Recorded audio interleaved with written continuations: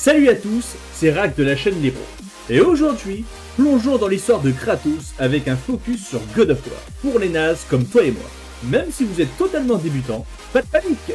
On est là pour tout vous expliquer. Des débuts de Kratos dans les terres nordiques jusqu'à sa quête pour élever son fils Atreus et affronter des dieux nordiques. On va tout vous détailler. Alors si vous êtes nul en la matière, restez avec nous, on va vous rendre incollable sur ce jeu. Ancien dieu de la guerre du monde grec, je me suis retrouvé dans les terres nordiques et je coupe des arbres avec un seau que ma défunte femme a fait. Et j'ai aussi un fils, Atreus. Et c'est avec ces arbres que je vais incinérer ma femme. Mais comme ma femme n'est plus, c'est à moi de m'occuper du rejeton. Donc bon, je vais lui apprendre ce que je sais faire. Tuer, donc à la chasse. Oh, je l'ai eu. Bien.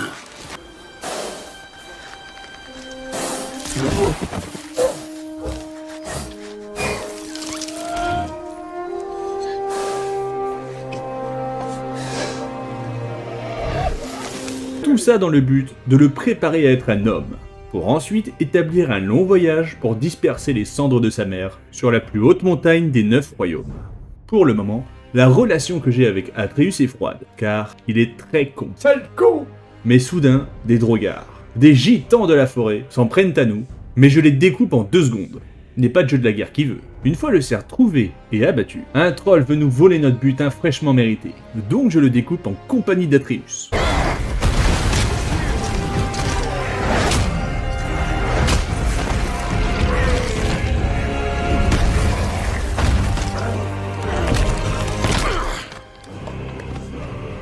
C'était son premier combat, et après avoir estimé qu'Atreus n'est pas prêt pour le voyage car il contrôle pas encore sa colère, J'ai peur de personne. Atreus, regarde-moi. Regarde-moi, Atreus. Atreus, regarde-moi. on rentre à la maison. Et un invité frappe à ma porte. Alors que je n'ai pas d'amis, ils sont tous morts. À première vue, il sait qui je suis et veut manger une bonne mandale.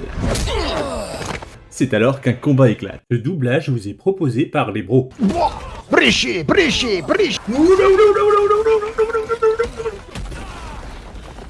Douce racine. Quel bel arbre. Mais Shintaro. C'était le doublage proposé par les bros. Il a l'air aussi fort que moi, mais ne ressent aucune douleur. Je ne sens rien. Rien. Il parle tellement que j'en ai eu marre et que je l'ai fait taire en lui brisant la nuque telle une caille. Trop de danger se met à rôder autour de nous. Donc nous partons pour le long voyage. C'est alors qu'on réalise que les arbres marqués pour le bûcher de Faye, ma défunte femme, ont détruit le symbole qui protège notre maison. On entreprend notre voyage et Atreus me prouve qu'il reste très con. Ça craint rien. Tu vois?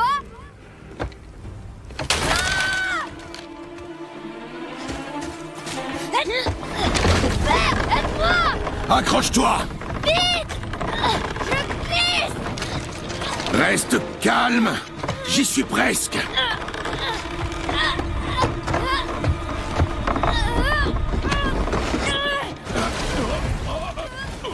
Donc on tombe dans une crevasse remplie de drogards, qu'on éventre à la chaîne juste avant de tomber dans un piège tendu par des cannibales à qui on réserve le même sort. C'est alors qu'Atreus tue son premier humain. Encore 1 million et tu serais peut-être comme papa. C'est alors que leur cadavre se lève pour un second round, qui finit tout aussi vite. Quelques sentiers plus tard, on rencontre un nain bleu se disant forgeron. Pour une fois qu'on n'essaie pas de nous tuer, il s'appelle Brock. C'est le forgeron qui a créé la hache que je manie et me propose ses services de coup pour l'améliorer. On reprend donc la route et trouvons des traces d'un sanglier que l'on va tenter d'abattre. C'est là qu'on entend une femme qui nous apprend que le porc est son ami et qu'on a tiré dessus. On le soigne donc à l'intérieur d'une maison tortue et on se fait une nouvelle amie qui se nomme Freya. Et non, on n'est pas chez Disney. En guise de remerciement, elle nous dépose une marque qui nous dissimule des autres. On prend la mer. Ta mère? Non, la mer, avec les poissons. Et Atreus nous apprend que le dieu qui nous a attaqué se nomme Baldur, le fils d'Odin et de Frigg. Et en jetant ma hache dans l'eau, à cause d'une phrase gravée dans la roche, et là, quelque chose de grand, dur, long et veineux sort de moi. La hache n'est pas revenue.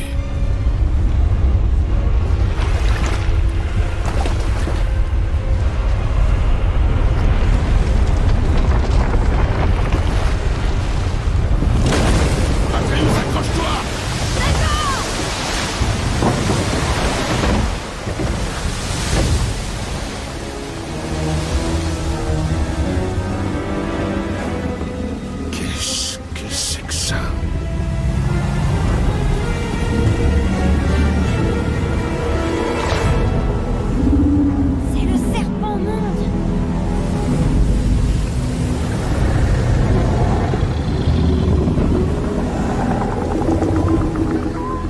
le serpent monde. Il nous parle et repart, ce qui fait baisser le niveau de l'eau et nous donne accès au chemin de la montagne. C'est alors que Brok nous interpelle et nous donne une pierre qui fait apparaître une porte qui donne accès à une terre qui se situe entre tous les royaumes. Idéal comme raccourci. On continue notre chemin et nous tombons nez à nez avec un autre nain forgeron qui nous interpelle aussi. Décidément, il y en a beaucoup des nains forgerons. Il s'appelle Sindri, c'est le frère de Brok. Il connaissait Faye, ma femme, défunte femme. Et c'est pour elle qu'ils ont créé la hache. Et on vient de lui apprendre la nouvelle de son décès. Un nain triste et une belle hache. Tout ce qu'il faut pour reprendre la route. Direction la montagne. Après s'être échauffé contre des loups, des trolls et autres créatures rencontrées en chemin, on se retrouve vite bloqué par un souffle noir. Heureusement, Freya est là et nous révèle que le seul moyen de passer est grâce à la lumière d'Alfheim. Donc en route, compagnons. Direction le temple de Tyr. C'est le dieu de la guerre de ce monde. Tout ça pour emprunter le chemin vers Alfheim. Il faut dire que tous les royaumes sont reliés physiquement via le temple de Tyr. L'endroit est très fleuri et bucolique, mais cette terre est en guerre, entre les elfes noirs et les elfes blancs. Mais nous, on s'en fout, on détruit tout le monde. On n'est pas raciste. Tout le monde a le droit de goûter à la droite de Papa Kratos. Après quelques malaises sur le chemin de la part de mon ignoble fils, on atteint la source de lumière, et allumons le temple dans son entièreté. Et une fois celle-ci pénétrée, un nouveau monde se présente à moi. J'y entends les voix de mon fils qui s'adressent à sa mère. Tu m'as laissé tout seul. Atreus, Avec lui. Il part sans arrêt. Il est jamais là. Il veut pas de moi et il m'acceptera jamais. Je sais rien de lui et il sait rien de moi. Mais je l'intéresse pas. Je suis fort et intelligent. Je suis pas comme il l'imagine. Il me parle jamais. Il veut rien m'apprendre. Ça aurait dû être lui. Tu m'entends? Lui, pas toi. Mais je le pense pas vraiment. Tu sais que je l'aime. Je voudrais juste qu'il soit meilleur. Je sais qu'il en est capable. S'il fait des efforts, j'en ferai aussi. Mais sinon, je t'en prie, reviens. Je sais que t'es là quelque part. Me dénigrant. Et lorsque je suis sur le point de rejoindre Faye, Atreus, cette ingrate erreur post-coïtale, m'extirpe du paradis et en prime se permet de lever la voix sur moi. Cela faisait soi-disant extrêmement longtemps que j'étais coincé à l'intérieur. Mais bon, en chemin, l'avorton nous informe qu'il peut ressentir les émotions des animaux. Un grand pouvoir. Quand on a rencontré Brok, sa bête m'a prévenu que quelque chose se cachait dans les arbres. C'est pour ça qu'elle voulait pas traverser. elle t'a parlé. Eh ben, je ressentais tout ce qu'elle ressentait, et je savais ce qui lui faisait peur. Si ça recommence, dis-le-moi tout de suite, d'accord? Très nul. Bref, grâce à ma lampe de poche, la brume noire du cul s'évapore et nous laisse place. Après avoir fait mémuse avec un petit râteau pour sauver Sindri,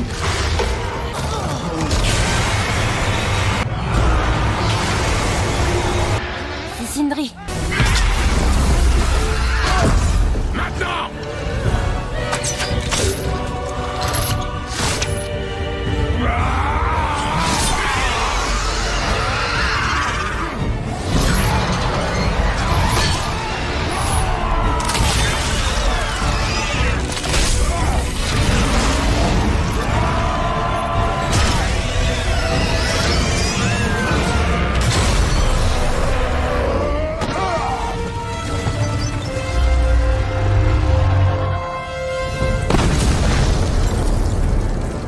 il nous offre des flèches de guide tressées et on arrive enfin au sommet. On entend des gens parler, dont l'homme qui a explosé le toit de ma maison. On attend leur départ et faisons la rencontre de l'homme arbre. Il s'appelle Mimir et c'est l'homme arbre le plus intelligent du monde.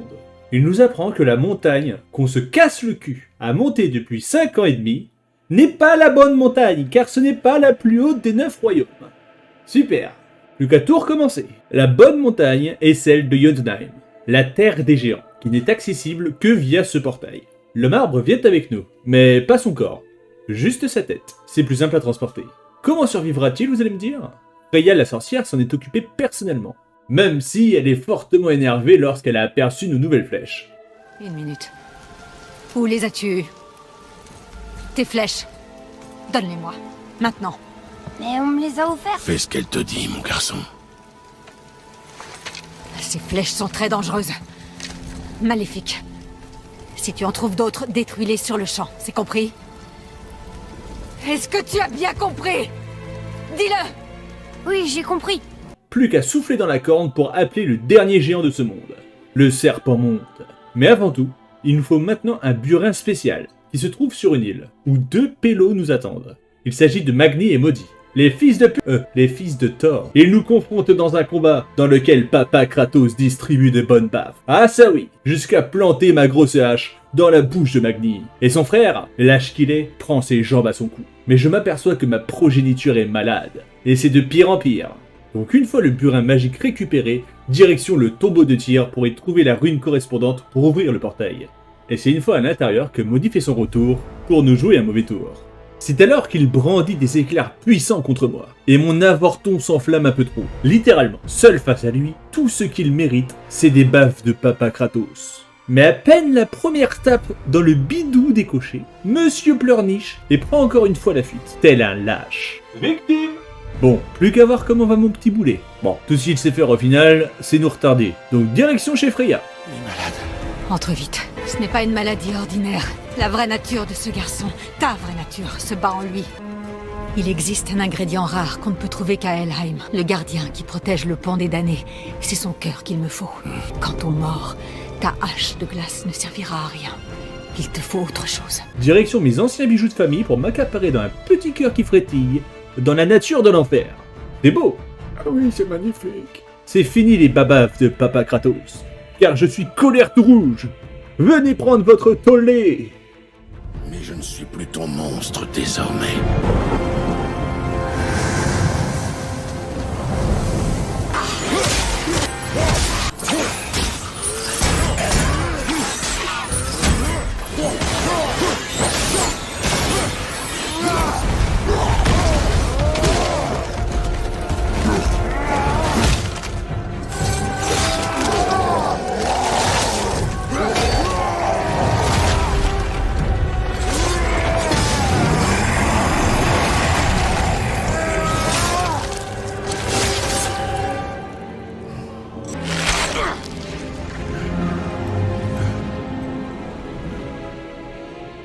Bien, mon fils est de nouveau sur ses pieds. Alors, direction encore une fois le tombeau de Tyr. Et t'enflamme pas trop cette fois, Atreus. Une fois cette belle rune récupérée et aspirée en mon fils, un petit comité d'accueil est là pour nous féliciter. Alors, qui veut encore une tournée de bave? C'est gratuit. Bon, après ce petit combat, rien de tel qu'une petite binouse entre père et fils. Allez hop, à la poubelle. Maintenant, direction la terre des géants. Bon, sur le chemin, on recroise encore une fois Magni. Et après s'être fait humilier par son père, il veut terminer ce qu'il a commencé. Mais il est en piteux état. Allez, direction le sommet de la montagne. Plus qu'à activer le portail. À nous la terre des géants. Lorsque soudain, Baldur fait son apparition.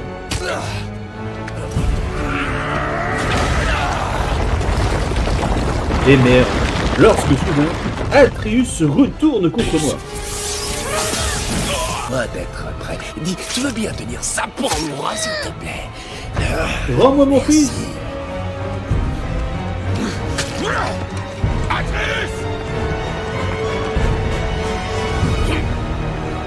On enchaîne le combat sur le dos d'un dragon, et je le fracasse comme jamais.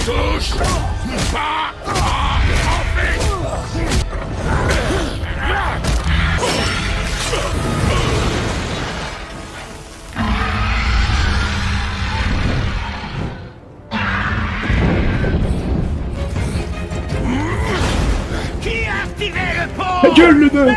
Je t'ai posé une question! Baldur avait pour plan d'ouvrir les enfers en Toute la commun. colère d'Asgard s'abattra sur toi. Mais j'arrive à le déjouer. Suite à cela, nous nous retrouvons en enfer. C'est à ce moment-là que je sermonne mon Je suis fils. ton père, et toi, mon garçon, tu n'es pas toi-même. Tu t'emportes trop facilement. Tu es imprudent, désobéissant et incontrôlable. Je ne tolérerai pas ça. Tu vas faire honneur à ta mère et revenir sur le droit chemin. Heureusement, il y a un bateau. Et entre deux, j'apprends que Baldur est le fils de Freya, et que ce dernier veut tuer sa mère pour lui avoir infligé un sortilège, celui de ne plus rien ressentir. Je ne sais même pas la température qu'il fait ici. Des festins, des poissons, des femmes. Tu m'as tout pris. Tu n'éprouveras jamais plus la douleur. La mort n'a pas d'emprise sur toi. Tu préférerais mourir? Que de ne plus rien sentir. Oui. Oui. Enfin bon, voilà le bateau. Ici où, matelot? On allume les moteurs et on décolle. Direction le temple. Et je crois qu'on est arrivé. Une fois arrivé au temple, un nouveau passage vers la cité des géants s'offre à nous. Il faut une clé pour pouvoir accéder à cette chambre, et quoi de mieux qu'un nain pour faire un petit objet? Moi je sais. 2 nains. Plus qu'à l'insérer dans la fente. Malheureusement, la porte est à l'envers. Alors, autant la remettre à l'endroit, mais pas la porte, le temple!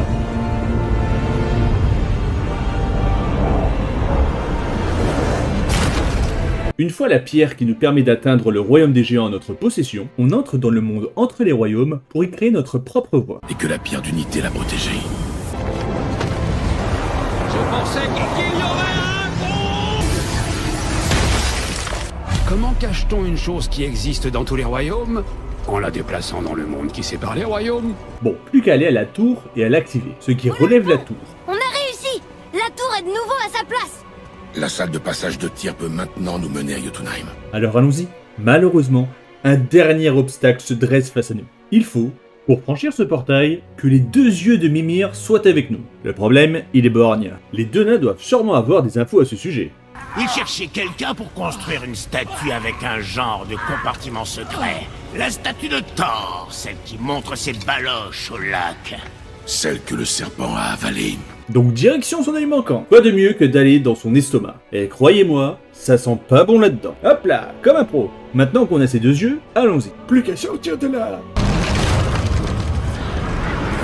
Et c'est alors que la mère indigne et son fils aussi intelligent qu'une pelle font leur apparition. Il veut se venger envers sa mamoune. Je tente de l'en dissuader, mais il ne veut pas comprendre. Je pense qu'il est grand temps de faire montrer à ce nabo qui est Papa Kratos.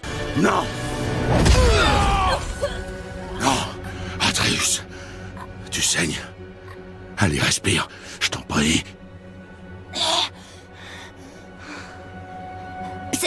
C'est pas mon sang.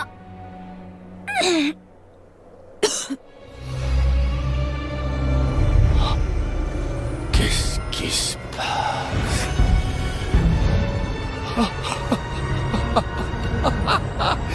Je sens la douleur.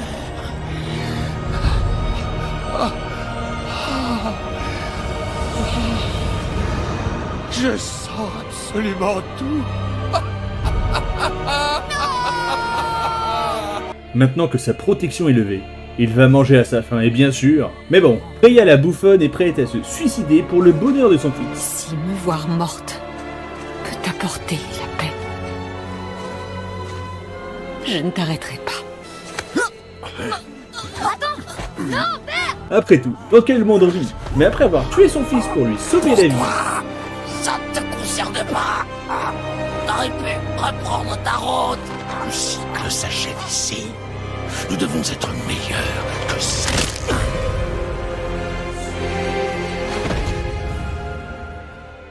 de amie, elle devient notre ennemie.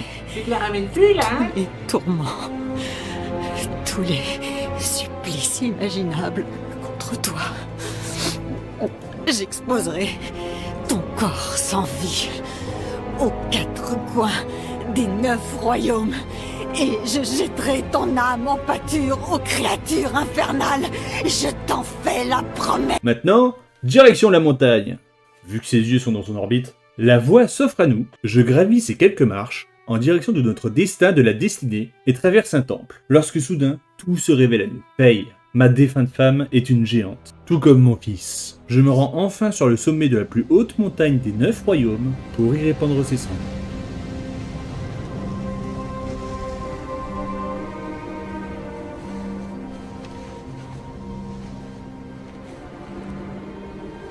Dans cette aventure, on a pu découvrir la relation entre Atreus et Kratos. Elle était froide et distante, mais a évolué vers un vrai esprit de famille et la volonté d'être meilleur. Et si toi aussi tu veux être meilleur, n'hésite pas à t'abonner, partager la vidéo ou lâcher un petit like. C'était Rack de la chaîne Lebro qui vous salue. Et si tu fais partie des vrais qui sont encore là, lâche un boy en commentaire.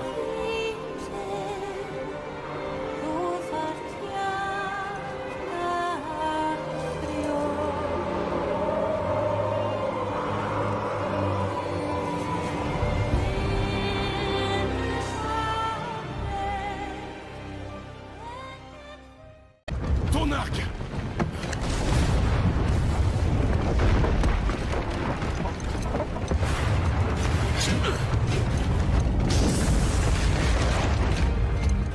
Eh oui! Papa Kratos n'a pas fini de distribuer de bonnes barres. Et si vous en voulez plus, vous savez quoi faire.